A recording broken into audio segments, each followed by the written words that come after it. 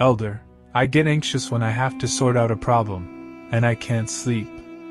Your main problem is that you have too many thoughts. If you didn't have all these thoughts, you could accomplish much more, both in your obedience and in your spiritual life. Listen to a way to avoid many thoughts. When something comes to your mind about something you have to do tomorrow, say to your thought, "This task is not for today. I will think about it tomorrow." Also, when you have to make a decision, don't wear yourself out trying to find the absolute best and keep postponing.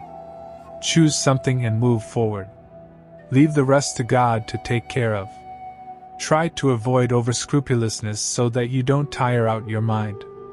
Do whatever you can, with philautomo, and act simply, with great trust in God. In a certain way, we oblige God to help us when we entrust our future and our hopes to Him. Even a healthy person is rendered useless by too many thoughts.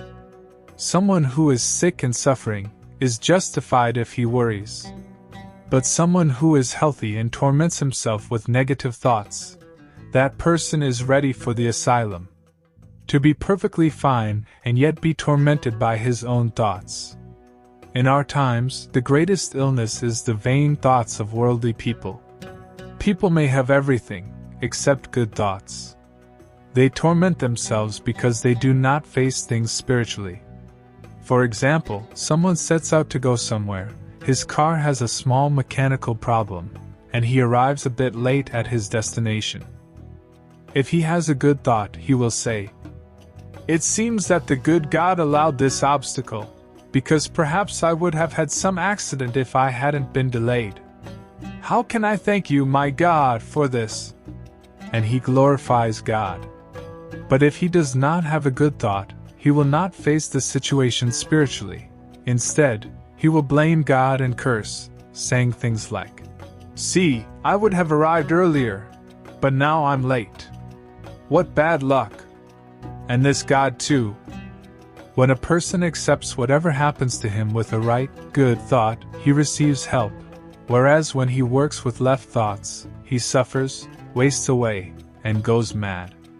Once, years ago, we got into a truck that had wooden planks for seats, to travel from Eurynopolis to Thessaloniki.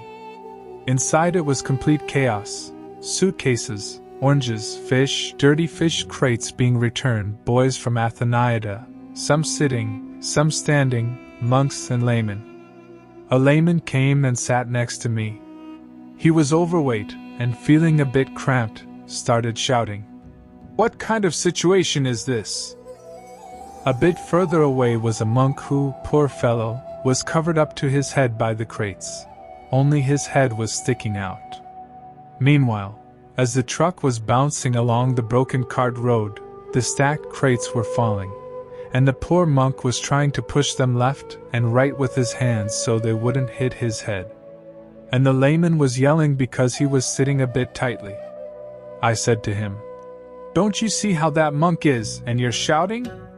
Then I asked the monk, "How are you managing, Father?" And he smiled and said, "Elder, this is better than hell." One was suffering, even though he was sitting, and the other was rejoicing, even though the crates were about to bury him. And the road took 2 hours. It wasn't close. The layman's mind was revolving around the comfort he would have had if he were traveling by bus, and he was about to explode from frustration. But the monk thought about the distress he would experience if he were in hell and felt joy. He thought, "In 2 hours we'll arrive and get off, while the poor souls in hell are tormented eternally. Besides, there aren't crates and people there, it's hell itself. Glory to Thee, O God, I'm better off here."